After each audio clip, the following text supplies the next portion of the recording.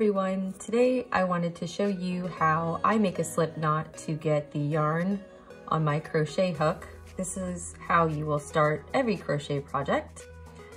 So I like to grab the yarn with my bottom 2 fingers, wrap it around my top 2 fingers in the shape of an X,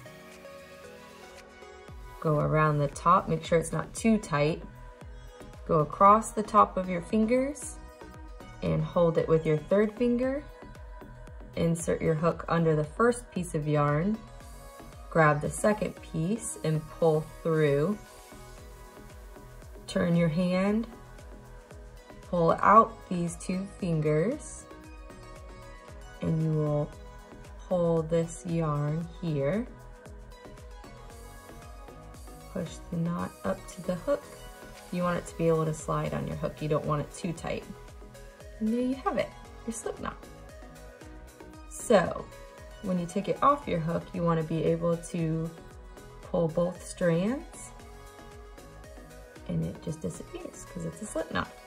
So again, grab the yarn with your bottom 2 fingers, wrap it across your top 2 fingers in the shape of an X, go around, hold it with your 3rd finger, insert your hook underneath the 1st strand, grab the 2nd, pull through, remove your 2 fingers, pull the yarn, and voila, you have your slip knot.